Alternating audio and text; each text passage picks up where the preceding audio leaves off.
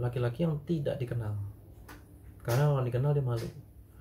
Nah, ketahuannya ketika dia ini mengalami depresi diem, nangis luar biasa, ibunya kaget.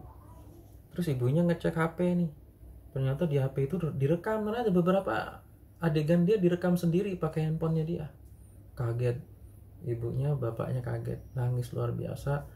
Terus berobat ke dokter, ya, sama dokter tentunya dikasih obat ya, tapi bapaknya nggak cerita seperti yang cerita ke saya, hanya cerita dia mengalami kesedihan yang luar biasa gitu aja, dikasih obat penenang biasa.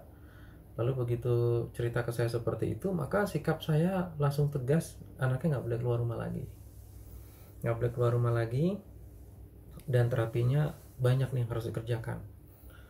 Terus kalau nggak percaya, silakan konsultasi, jelaskan ke dokternya. Bener, si ibunya ini bawa ke dokter psikiater ya kalau nggak salah, lalu ceritakan semua permasalahan yang terjadi, dan cara terapi dokternya mirip dengan saya, sama malah tegasnya, nggak boleh keluar rumah, dan ada banyak juga, dan itu sama ya. Akhirnya dia mau menjalani terapi itu. Alhamdulillah, ala kulli hal itu butuh waktu cukup lama ya, beberapa minggu untuk bisa mulai cooling down, mulai tenang. Jadi terapinya sinergi, nanti ada ruqyah, ada macam-macam. Saat ini saya belum komunikasi lagi dengan beliau. Saya berdoa semoga beliau ini bisa sehat sempurna ya.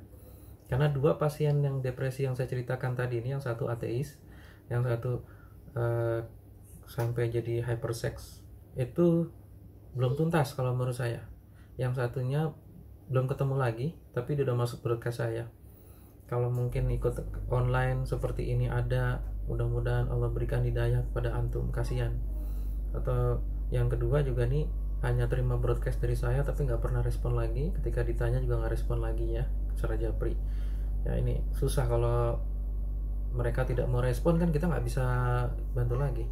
Paling bapak ibunya yang masih kadang minta doa aja ya. Insyaallah mudah-mudahan senantiasa kita doakan bapak ibu. Ini awalnya dari mana? Dari depresinya terkait dengan apa? Tadi yang pertama kita udah ketahui ya. Yang kedua, depresinya ternyata dia ini awal mulanya itu diejek, apa bahasanya, dibully ya. Jadi Ahwat ini badannya agak sedikit gemuk ya, sebenarnya wajahnya ya nggak jelek-jelek banget gitu ya. Jadi cuman sering dikata-katain sama teman-temannya gitu. Dia ini termasuk Ahwat yang suka belajar, jadi nilainya selalu bagus. Mungkin bisa dibilang kutu buku gitu ya. Jadi teman-temannya kutu buku mungkin. Nah, kurang pergaulan gitu, dibilangnya seperti itu. Padahal bagus ya, orangnya ceria, badannya gemuk gitu, temannya banyak. Tapi akhirnya beberapa temannya banyak yang ngebully dia waktu semenjak SMP. Sekarang nih di usia SMA yang kita bicarakan sekarang ya, dia SMK. Nah, dari SMP kalau nggak salah kelas 3 itu sudah mulai dikena bully. Nah, terus SMA kelas 1, kelas 2 ternyata berlanjut, karena di kelas 1-nya bertemu dengan teman yang sama. Kena emosi-emosi negatif setiap saat, belum punya kekebalan spiritual, tidak punya kekebalan emosional, tidak punya kekebalan spiritual, akhirnya menyebabkan gangguan kejiwaan. Ingin diakui, ingin dibilang cantik. Jadi caranya bagaimana? Dia mencoba bergaul dengan orang lain, ternyata salah gaul gitu ya. Orang-orang yang online pakai itu, seks online itu ya pasti muji-muji dia lah ya, dipuji badannya segala macam. Akhirnya dia senang di situ. Akhirnya jadilah hal-hal tersebut yang haram ya terjadi, karena ingin pengakuan tadi, pengakuan, dibilang cantik lah, dibilang pengen ada pengakuan dari orang lain. Nah, ini dia. Dan ini juga masuk ke yang nomor 4 ya. Dari nomor 1 apa? Terkait di masa lalu, hari ini, khawatir di masa depan. si Ahwat tadi terkait masa lalu ada, yang hari ini ada. Dan yang nomor 4 yaitu yang nomor 4 ini, kita ini bahagia dengan apa, gimana bahasanya bagus. Kemarin saya udah bikin catatan cuma di handphone, aduh ya Allah, sebentar, stop dulu. Jadi kita tuh merasa, nanti catatannya saya broadcast deh ya. Saya kemarin udah semalam tuh udah bikin poin-poinnya tuh, cuman penjelasannya aja nggak ada. Jadi kita kebahagiaan atau diri kita ini kita nilai dengan tolak ukur orang lain. Jadi kita nggak memandang saya ini bahagia, saya ini susah, saya ini senang, bahagia, sedih, tapi bukan berdasarkan apa yang kita inginkan, tapi berdasarkan orang lain menganggap kita itu seperti apa. Kalau orang menganggap kita ini hebat, oke, baru kita bahagia gitu. Nah, paham nggak maksudnya? Jadi meletakkan kebahagiaannya di sisi orang lain. Nah, seperti itu ya. Meletakkan kebahagiaan diri kita ini dari sisi orang lain. Gitu. Kalau orang lain menganggap baik kita, padahal kita buruk, maka kita bahagia gitu. Padahal kondisi seperti itu bukan kondisi yang bagus untuk diri kita gitu ya. Nah, paham ya maksudnya ya? Nah, ini Ahwat ini kena di nomor 4 itu tersebut ya. Nah, ini tingkat depresi yang sangat luar biasa. Sampai sini insya Allah Bapak Ibu paham ya. Nanti kalau belum paham tenang aja, saya buka tanya jawab setelah kita selesaikan yang nomor 5 ini. Atau nanti tanya jawabnya setelah terapinya ya. Karena terkadang pertanyaan itu akan terjawab dengan penjelasan materi. Jadi bersabar. Ingat, Bapak Ibu, dalam belajar ilmu itu kita harus banyak bersabar. Ketika belum bisa nangkep suatu ilmu, sabar, beristighfar, berdoa kepada Allah, karena Allah lah yang menyebabkan ilmu itu masuk, bukan karena saya pintar menjelaskan atau Bapak Ibu yang bodoh, bukan. Tapi belum saatnya mungkin menerima ilmu sebanyak itu. Jadi banyaklah kita berdoa, Robbi zidni ilma, Robbi zidni ilma, ya Allah berikanlah saya ilmu, berikanlah saya ilmu. Sering kita berdoa, bahkan di zikir pagi kan kita meminta kepada Allah ilmu yang bermanfaat ya. Maka jangan lupa zikir pagi, jangan lupa berdoa untuk meminta ilmu yang bermanfaat buat diri kita, dan barangkali dengan ilmu ini kita bisa bantu orang lain, teman kita, sahabat kita, saudara kita. Nah, insya Allah tujuannya seperti itu, insya Allah. Baik, tadi kita udah bahas 4 ya, dan ini mudah. Kalau nanti antum berusaha untuk menyelesaikan diri antum, ataupun antum berusaha untuk membantu orang lain, mudah sekali. Yang pertama ingat, terkait dengan masa lalunya. Jadi kalau ada orang curhat atau kita lihat masalah kita nih masalahnya di mana sih? Dengan masa lalu kah? Peristiwa masa lalu ya? Atau teman kita curhat nih, dia ceritanya apa alurnya? Oh, nih masa lalunya dia nih. Nah, contrengnya ada masa lalu. Nanti kita selesaikan tuh gitu ya. Jadi kalau menyelesaikannya tuh harus jelas, karena kalau kita nggak jelas dalam melakukan nanti terapi, masalahnya tetap ada. Yang sekarang aja terasa enteng, begitu selesai di terapi enteng, tapi masalahnya emosinya masih ada, maka nggak sembuh juga ya. Tetap nanti suatu saat ada masalah lagi, kaitan lagi tertarik nih emosinya ya, memorinya tidak boleh dihilangkan, tapi emosinya. Ini nomor 2, the present day, hari ini, apa yang terjadi dengan hari ini. Yang ketiga, masa depan, khawatir, takut gitu. Yang keempat apa? Kebahagiaan kita letakkan di pendapat orang lain, dari sisi orang lain ya. Maka ada orang misalnya dia beli apa tuh, teman kita ganti handphone baru, iPhone 12 gitu ya. Wah, sedangkan saya pakai iPhone 8 misalnya, mau ganti. Atau Samsung, yang aliran Samsung, aliran iPhone, misalnya temannya pakai apa. Nah, ini yang sifatnya duniawi. Tapi ada juga sifatnya lain. Misalnya pacaran. Wah, dia pacarnya ganteng. Wah, pacar gue jelek nih, ganti pacar. Padahal pacaran aja udah haram. Ya kan? Ada lagi pekerjaan. Misalnya, ini pekerjaannya begini, oh ini bisnisnya begini, entah saudara, entah, padahal mah kita nggak miskin banget gitu ya, tapi ngerasa tuh kita miskin kalau kita melihat saudara kita atau orang lain yang dia kok enak banget ya, dia. Nah, ini masuk ke kategori nomor 4, paham ya? Yaitu kita meletakkan kebahagiaan di dalam diri kita, keluarga kita itu dengan standarnya orang lain, bukan standarnya kita gitu. Sehingga kita standar kebahagiaan itu di orang lain, bukan di kita. Nah, ini nggak akan pernah bahagia nih, nggak akan pernah Bapak Ibu mencapaikan ketenangan. Yang terjadi apa? Depresi pasti, nggak akan pernah selesai. Nah, nomor 5, dan ini juga sangat penting, nah, terjadi sama banyak orang, nah, yaitu apa? Sulitnya memaafkan. Sulit untuk memaafkan ya. Coba nih, kita punya masalah, apakah masalah dengan suaminya, masalah dengan istri, masalah dengan anak, masalah dengan keluarga, rekan kerja, tetangga.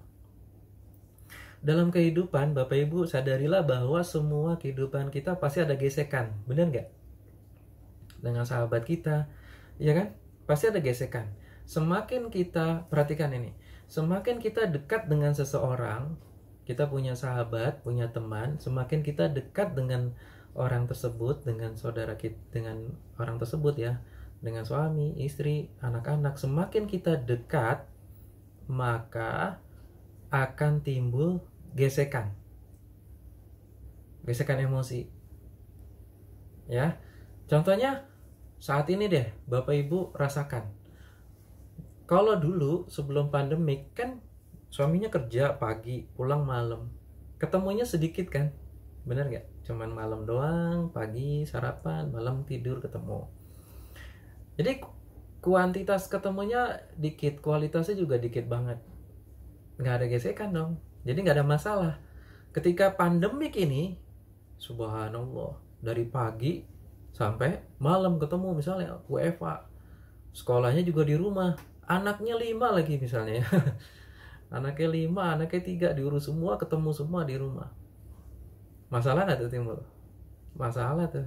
Begitu banyak ketemu itu, tingkat stres ibu-ibu atau suaminya yang WFA tinggi, sering ketemu, mantau semuanya secara 24 jam. Ada gesekan pasti. Nah, disinilah timbulnya emosi baru, emosi ya.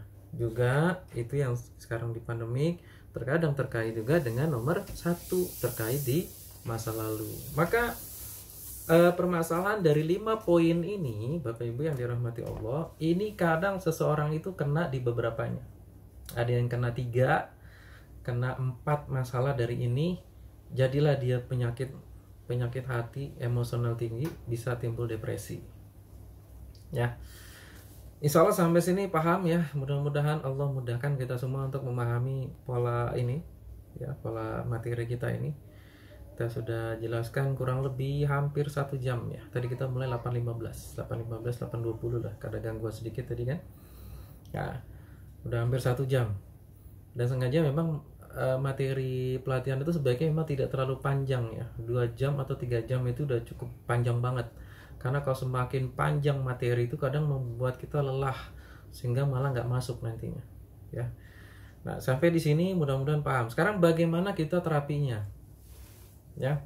Setelah kita memahami nih kelima ini, nanti kalau kelima ini belum paham, silakan ditanya, tapi jangan sekarang ya. Kita belajar dulu dari 5 terapinya, 5 masalah, 5 cara terapi, 5 kategori terapi spiritualnya, dan nanti ada herbal segala macam. Nah,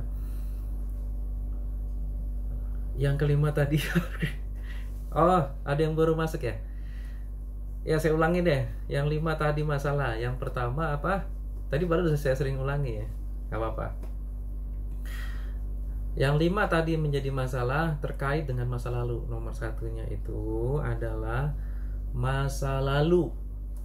Saya ulangi lagi ya. Yang 5 masalah, yang 5 menjadi sumber masalah dalam kehidupan kita. Semua peristiwa yang menimbulkan emosional tinggi di masa lalu yang belum kita terima. Nah, terkaitnya masa lalu aja. Nomor satu. Yang nomor dua, semua permasalahan yang saat ini kita hadapi. Ini terkait semua masalah ya, antara ekonomi, keluarga, sosial, semua masalah. Ingat, yang present day, hari ini. Yang pertama masa lalu, yang kedua hari ini, yang ketiga semua masalah yang belum terjadi, terkaitnya masa depan. Kekhawatiran timbulnya kan. Kalau masa lalu bisa timbul apa? Sedih, marah, kecewa. Ya kan? Kalau yang hari ini juga sama, sedih, kecewa, khawatir, takut. Yang ke depan lebih kebanyak khawatir sama takut. Ya. Lalu apa yang keempatnya? Meletakkan kebahagiaannya dari sudut penilaian orang lain. Jadi kita nggak akan pernah bahagia tuh kayak gitu. Timbulnya depresi. Yang kelima apa? Sulit memaafkan.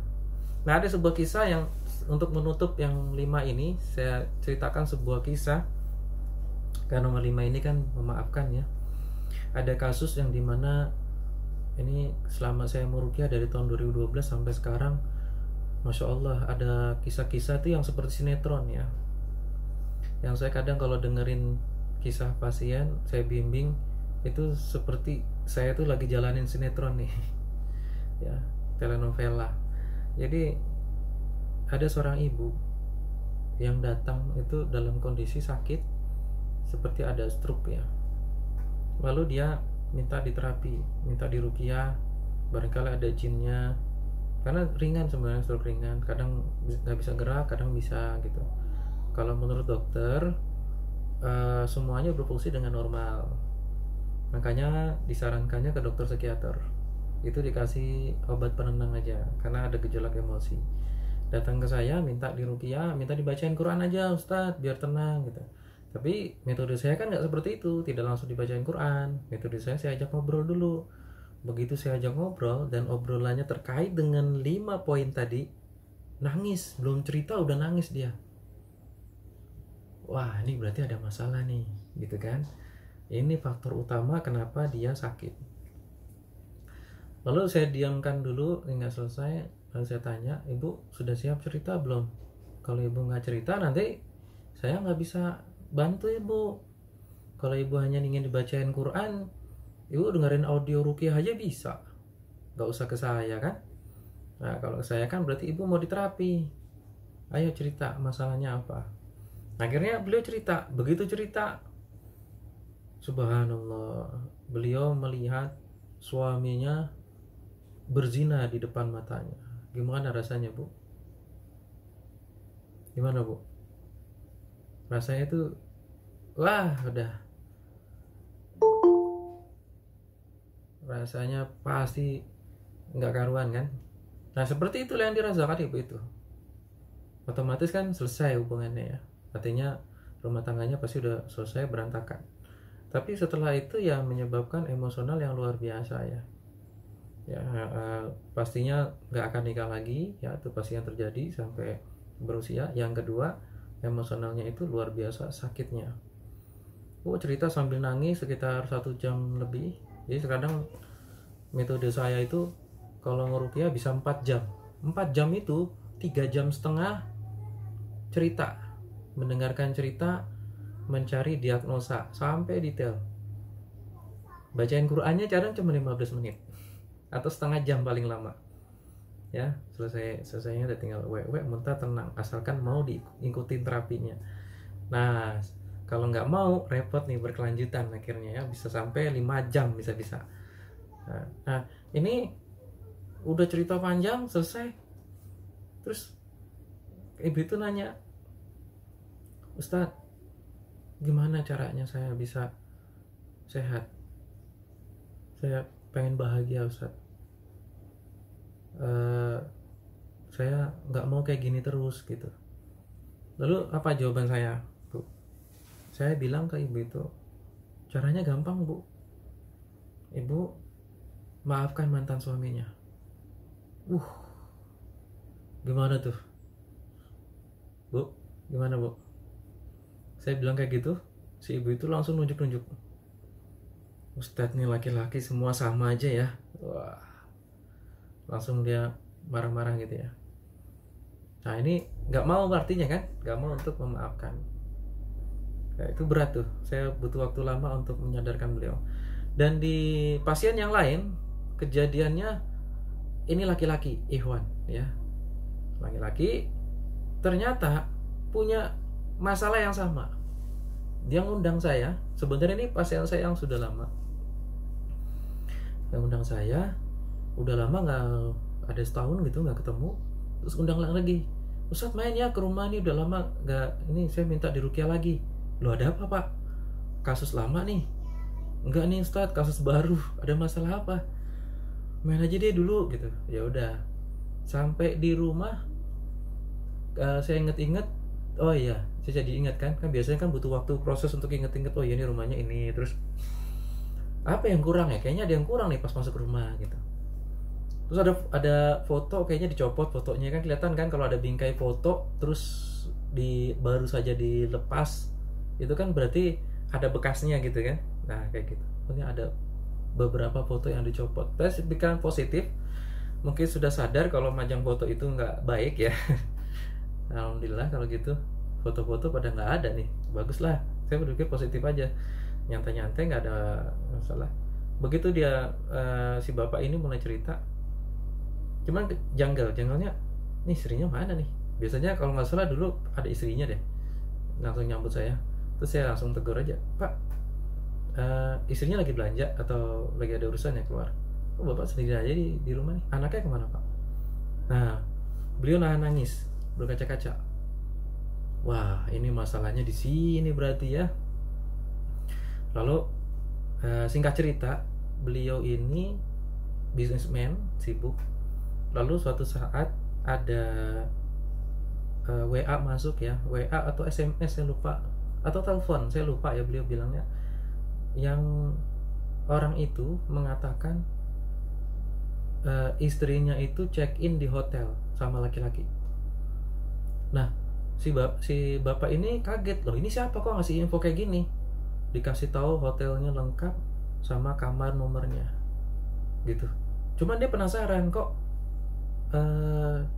ini akhirnya dia, karena dia penasaran, dia lagi bisnis sebenarnya itu mau keluar kota, tapi dia akhirnya balik setir ke alamat hotel tersebut ya, hotel tersebut. Lalu langsung masuk ke kamar atau ke yang dimaksud itu ya. Dia ketuk-ketuk ya, ternyata pas dibuka bener istrinya sama laki-laki lain, dan laki-laki itu dia kenal, yaitu sepupunya dia sendiri di kamar itu. Yang nggak usah diceritain lagi ngapain ya, tentunya pakaiannya udah nggak jelas gitu kan ya, seperti itulah. Nah, akhirnya selesai itu, untuk udah pasti. Biasanya kalau tipe orang si bapak ini emosional, pasti udah terjadi kayak di TV-TV tuh, dibunuh lah, dibakar, kan berita sekarang kayak gitu kan, banyak masalah kayak gitu tuh. Aduh serem banget ya. Tapi si bapak ini orang yang melankolis dia, jadi nangis malah dia itu melihat kayak gitu. Terus dia langsung talak di situ. Dia bilang talak 3 sekaligus ya, dalam syariat Islam nggak bisa ya, tapi tetap ditalak. Dia keluar, sudah coba untuk menenangkan diri, istrinya minta maaf segala macam, mau coba jelasin, nggak, udah ditolak sama dia. Terus dia belum bisa tenang berapa minggu, akhirnya ngubungin saya untuk minta di ruqyah, di terapi, karena ngerasa ada masalah juga dalam dirinya. Dan ternyata istrinya memang suka dengan klinik juga ya, ada kesirikan. Nah ini luar biasa. Jadi dia terkena serangan juga dari istrinya itu, yang ternyata hanya mau hartanya dia. Dan ketika diceraikan juga menuntut harta juga, ternyata dia makin sadar bahwa selama ini istrinya ini nggak baik gitu, hanya mau hartanya aja. Nah ditambah dia kena serangan sihir, ditambah dia emosinya seperti itu. Nah terus pas di ruqyah saya tidak fokus ke sihirnya, tapi kenapa sihir itu bisa bekerja pada si bapak ini, dikarenakan ada emosional dia yang terlalu kuat, emosional buruk terhadap si mantan istrinya. Maka saya terapinya untuk dia memaafkan. Ya, ini butuh proses yang luar biasa ya. Tapi setelah memaafkan, maka sihirnya sudah tidak lagi bekerja. Ya, buhul-buhul yang dianggap buhul-buhulnya itu sudah tidak bekerja. Ya, alhamdulillah, ala kulli hal, Allah berikan beliau istri yang lebih soleha, karena pas sudah nikah lagi diajak kemari juga. Beliau berkunjung ke rumah, alhamdulillah ya, sudah bersama istri yang baru yang lebih menerima susah maupun senang. Mudah-mudahan beliau langgeng, amin ya Rob. Nah, Bapak Ibu yang dirahmati Allah, dari sini bisa dipahami efek-efek dari depresi yang 5 poin tadi. Baik, apa perlu dibuka tanya jawab ya? Saya rasa sih belum sih. Ya, baik, saya lanjut aja dulu ya. Nanti tanya jawabnya.